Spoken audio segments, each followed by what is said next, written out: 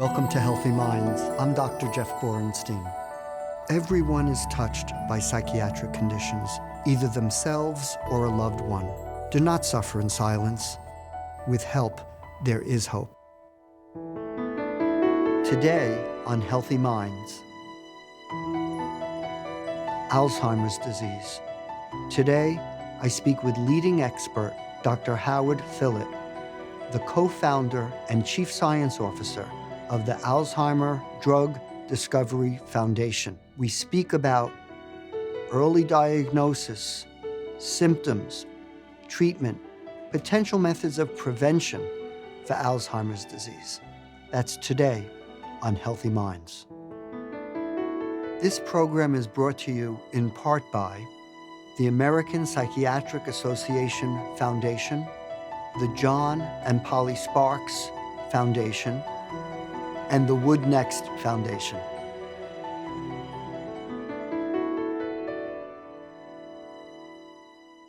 Howard, thank you for joining us today. Jeff, it's a pleasure to be here with you. I want to jump right in and ask you to just start off with an overview of Alzheimer's disease. What are the early symptoms, the progression?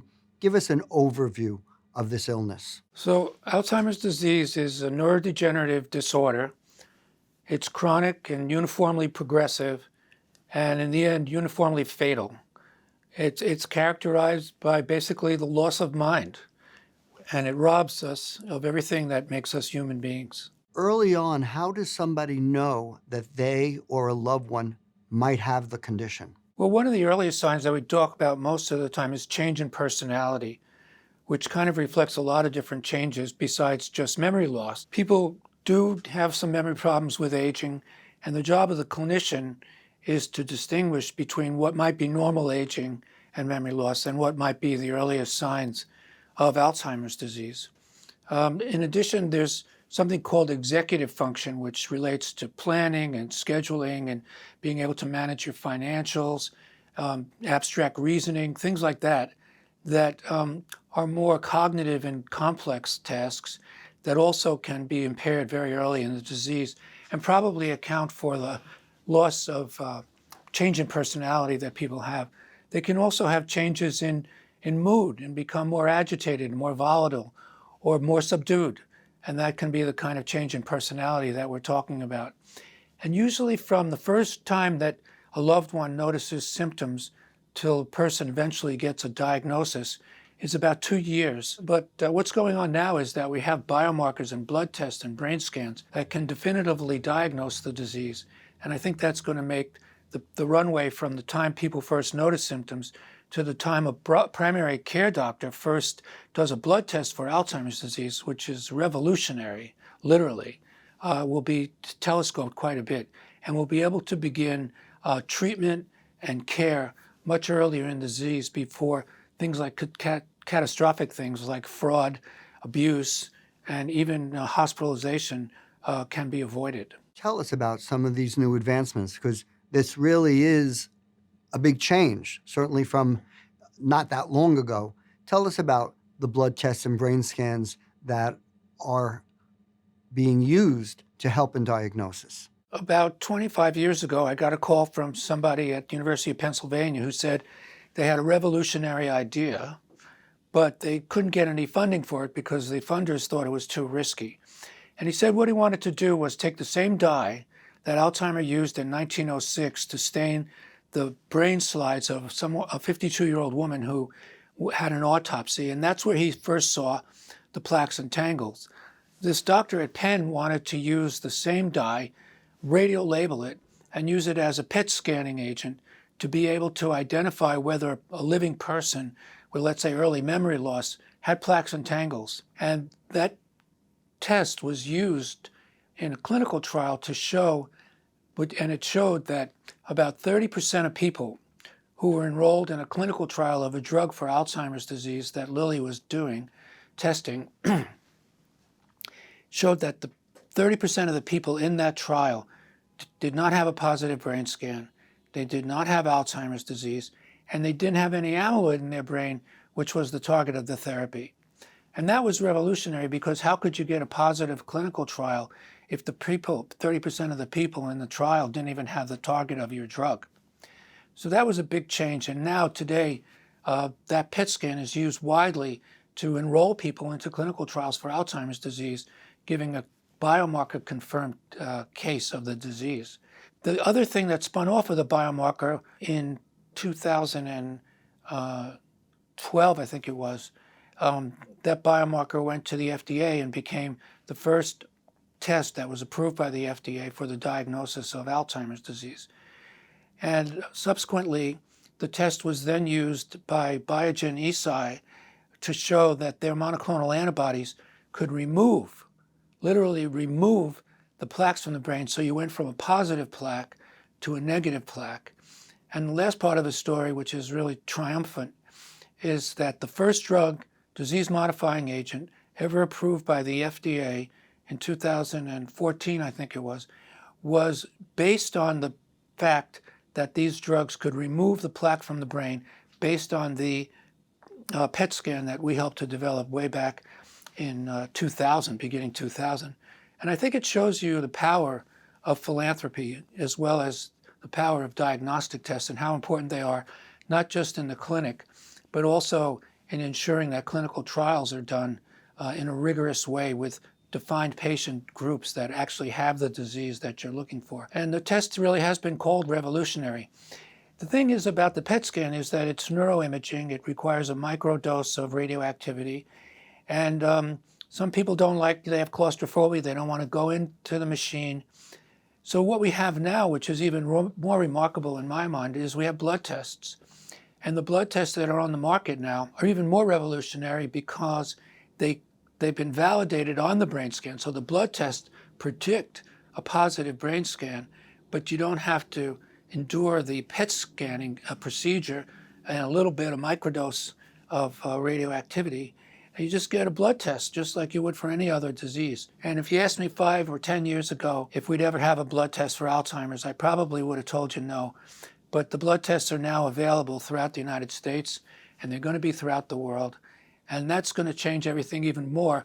And the last thing about the blood tests, besides having very high accuracy, is number one, they're much less expensive than the PET scans, so they'll be much more widely available. And number two, they've opened up the entire biomarker space of using blood tests to define categories of patients with Alzheimer's disease, which is really incredible. So we'll have people that have plaques and tangles and inflammation, and we'll be able to find those people and put them on combination therapy just like we do for cancer, based on the framework that we've evolved, which is the biology of aging, as a model for developing categories of new drugs for Alzheimer's disease. And right now, the largest category of new drugs for Alzheimer's disease is actually neuroinflammation. And there's a lot of interesting new drugs in that category that are being used or will be used with the monoclonal antibodies to beta amyloid. So we've come a long way in the last 20 years, and that postdoc and fellow who helped to develop the brain scan at Penn is now the president of, I think, clinical research or neurological research at Eli Lilly. So he's really advanced his career in a very wonderful way, and we just gave him an award because of his contribution to the field. I want to ask you, if somebody is watching now, how this translates to clinical care. What do they ask their doctor if they have a concern? What do they say about this blood test? Well, it's a blood test like any other, so there's no risk, and we expect that the blood test will be covered by insurance. And I think that the process of care will be greatly telescoped, because now it's kind of not a clear process. You know, we like doctors, we expect doctors to do cognitive tests to see if there's a problem in the first place. And then if there's a problem, there's a clinical practice guidelines that guide the doctor through the diagnostic algorithm, get a vitamin B12, get a thyroid stimulating hormone test to see if there's thyroid problems that might be causing the memory. If there's depression, if there's polypharmacy, get a brain MRI if there's been a possible vascular disease of the brain or a tumor that might be causing the cognitive impairment. So we look for what we call potentially reversible causes of cognitive impairment. And once those are ruled out, at this time, the diagnostic algorithm pretty much ends there. Some doctors might be ordering FDG PET scans to look at metabolism in the brain, and to also look at patterns of FDG glucose metabolism in the brain on PET scanning to see if it's consistent with the pattern of Alzheimer's disease. But now I think the whole thing is going to be much simpler, because then the doctor can just simply do a blood test for Alzheimer's disease. And if that comes back positive, the most likely cause probably of the patient's cognitive impairment, as documented by cognitive testing by the doctor, hopefully, that would be enough for a diagnosis of Alzheimer's disease. And we have different staging categories of the disease, like subjective cognitive decline, which is the earliest stage where loved ones notice symptoms, the patient notices symptoms, but the doctor can't pick it up on brief cognitive testing, let's say in the primary care office. Although if they sent the patient for neuropsych evaluation, they might be able to pick it up. And then the next stage, which is really the most common stage where the disease is picked up early enough, is mild cognitive impairment, where people just have a mild degree of memory problems and sometimes impairments in executive function.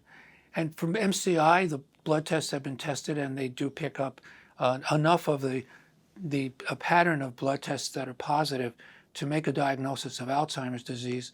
Let me just also add, which is really interesting for prevention, that these plaques and tangles start to develop 20 years before their symptoms.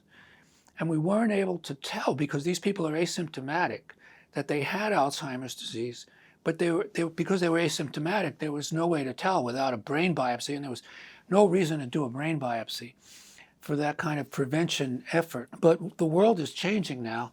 Because of these brain scans, we've figured out that the disease starts, as I mentioned, 20 years before there are symptoms. And so now we can identify people in the community that have Alzheimer's disease and start prevention interventions to delay the onset of symptoms. And if we can delay the onset of symptoms through lifestyle management and other kinds of interventions, including medical interventions and careful monitoring and treatment of diabetes and hypertension, that if we can delay the onset of Alzheimer's by 5 years, we would reduce the number of people suffering from dementia by 50%, which I think is an achievable goal in the next 5 to 10 years. That would be an extraordinary accomplishment, basically because Alzheimer's often begins at an older age. If it's delayed, people would pass away as a result of other conditions and not have to live with Alzheimer's until that happens. Exactly. It would be incredible. And I think the blood test is really going to enable prevention trials. We're already funding an intervention called FINGER, which is a Finnish geriatric study, where people have been shown that if they are very compliant with preventative measures like exercise and diet, Mediterranean diet, and stop smoking and don't drink alcohol and get treatment for depression and hearing and vision loss and a number of other measures, as well as I mentioned, diabetes and hypertension management, that you, even with just those lifestyle managements and comorbidity medical management, we can slow down the course of cognitive aging. And today we're funding a study which is the FINGER 2.0 study, which combines lifestyle management, just as you would for heart disease, combine lifestyle management, comorbidity management, which is mostly diabetes and hypertension, and high cholesterol, hyperlipidemia.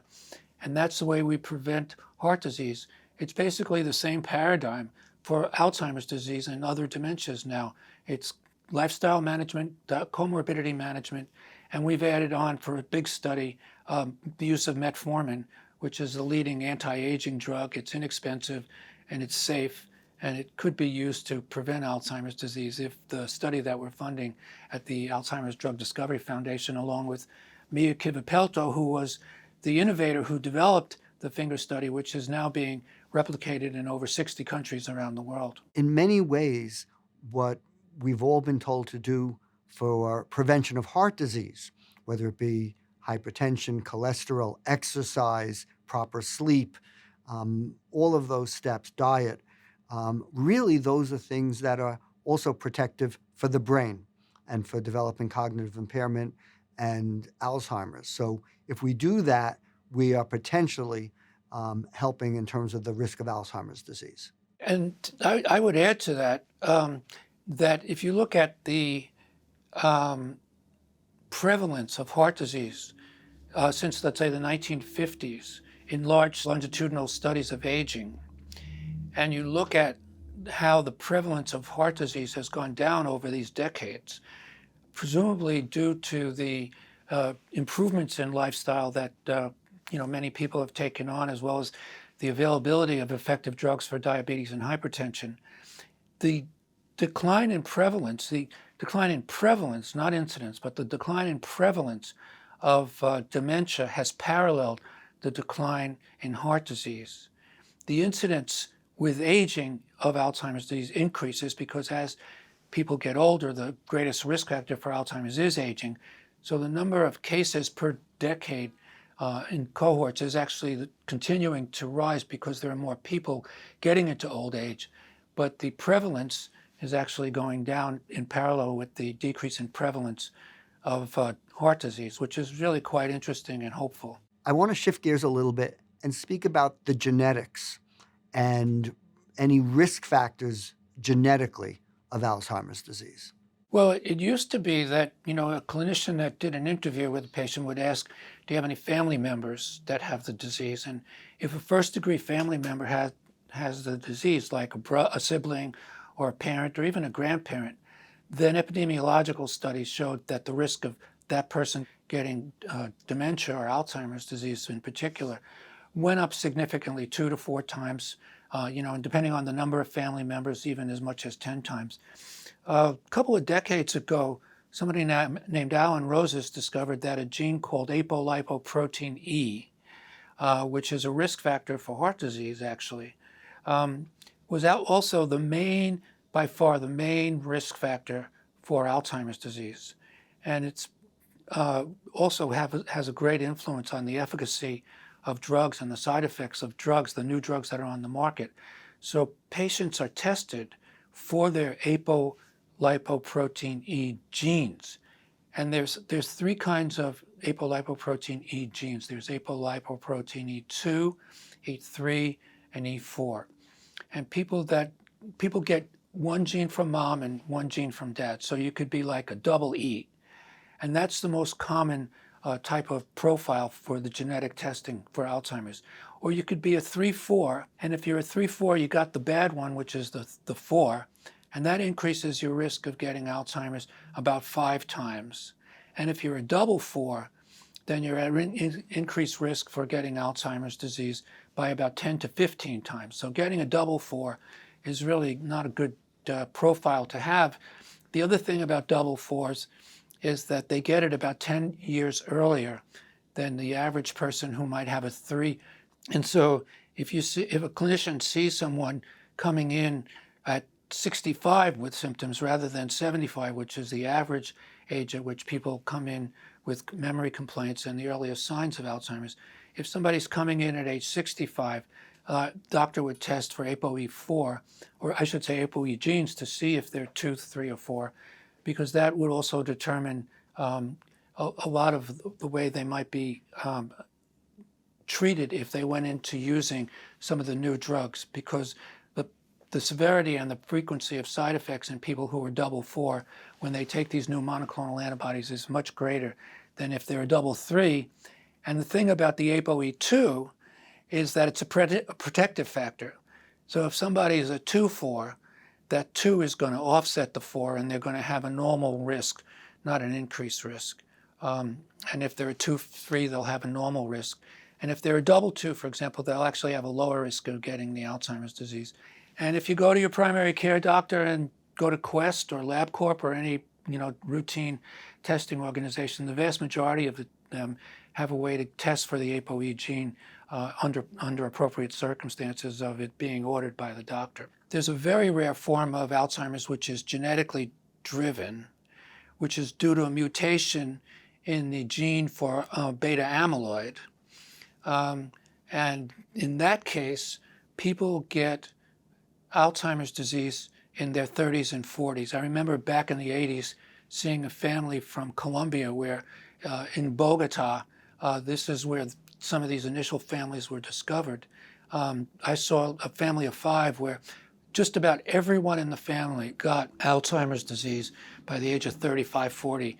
And that study is, still going on today, and is one of the landmark studies that kind of led to a lot of the interest that we have today in the beta amyloid theory of Alzheimer's disease, which has actually been proven because we have drugs that when they modify the amount of beta amyloid in the brain, there's a therapeutic benefit. I want you to talk a little bit about beta amyloid. What exactly is it? And then how do these drugs work in terms of treatment? We think that beta amyloid maybe plays some role at the synapse where there are connections between neurons. And we think it plays a lot of other roles. We're not really sure of the one specific role that beta amyloid plays, but we do know that as a therapeutic target, it's been proven to be a valid target. And these monoclonal antibodies, what they do is they bind to beta amyloid species that are aggregating to form the plaques. So the monoclonal antibodies specifically bind beta amyloid in its what's called fibrillar form, or the form that's in the plaques. And as I mentioned earlier, when the monoclonal antibodies, these drugs that are on the market, Leqembi and Kisunla, they're antibodies just like part of the immune system, and they're out there doing what's called immune surveillance. They're looking for garbage in the brain. They're looking for garbage in other parts of the body when they're used like this. And when they find extracellular deposits of debris, they bind to that debris, and in this case it's the plaques. And the other end of this molecule tells these inflammatory cells, the microglia that are responsible for eating the debris, hey, come on over here, we found some stuff that you got to get rid of. And the microglia, the immune cells, attack the plaques and literally eat these extracellular debris that's there and remove it. So it's actually an immune reaction that's being stimulated, but in a good way, to remove these deposits. And so by binding to the beta amyloid in the plaques, that's how the drugs work, but it also illustrates what the important role is in the disease process, because the beta amyloid turns out to be a major component of the plaques. And it's been found in the last few years that these plaques are one mechanism by which the neurofibrillary tangles, which we haven't mentioned, are created, which are representative of deposits in and near dysfunctional and dying neurons, which lead to cognitive impairment. And it appears that the misfolded beta amyloid that appears in the plaques contribute to neuronal dysfunction and death. So the beta amyloid plays an important normal role, which we're not really sure of, and definitely a pathological role in the disease process. I want to ask you, if you look forward 5, 10, 15 years, where do you hope, where do you believe will be in terms of Alzheimer's? Well, I think we'll definitely have more safe and effective drugs. I think we'll have combination therapy. I think that the combination therapy will involve multiple biological pathways that occur in a framework of the biology of aging. Inflammation, the ability of the cells to get rid of damaged proteins that occur with aging, metabolism, the insulin resistance of the brain that occurs with aging, and these multiple pathways. And we'll have biomarkers to phenotype people, to characterize them the same way that we do in cancer patients. We get the cancer cells from the tumors, we phenotype them, we characterize them according to the impairments and pathways, and then we put them on combination therapy. I think within 5 years, we'll have some combination therapy. We already do in some ways, where we combine a symptomatic therapy with a disease-modifying therapy, some of the monoclonal antibodies, along with what are called cholinesterase inhibitors. So we already have combination therapy, but it's going to be the next generation where we'll be combining disease-modifying agents to affect the various pathways and biomarkers. And we'll have prevention and much earlier diagnosis. And I hope, because, back in the 80s, nobody even heard of Alzheimer's disease. But now, every spouse is worried that their spouse is getting it. And there's all kinds of care programs out there. And I think for the first time in history, we're getting widespread recognition of Alzheimer's disease, and people have in surveys said that they're more afraid of getting Alzheimer's disease than they are of getting cancer. And so what I've seen as a geriatrician is going from a time when I would tell people I'm an expert in caring for people with Alzheimer's disease, and they'd look at me cross-eyed and say they never heard of Alzheimer's, what is that? To a time when, this is in Hollywood and everybody knows what Alzheimer's disease is. And I think what we're going to be building is the infrastructure in a better way to improve care. We have brain health clinics out there now, and we have doctors that are educated actually in medical school and in training in the diagnosis and treatment and care of patients with Alzheimer's disease, which I think is already changed dramatically, but has a long way to go to really get to quality care.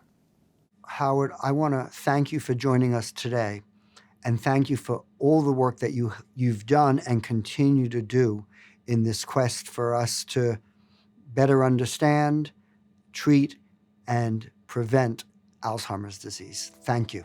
Thank you, Jeff. Thanks for having me. I appreciate it.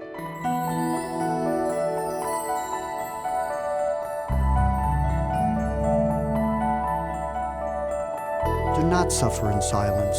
With help, there is hope.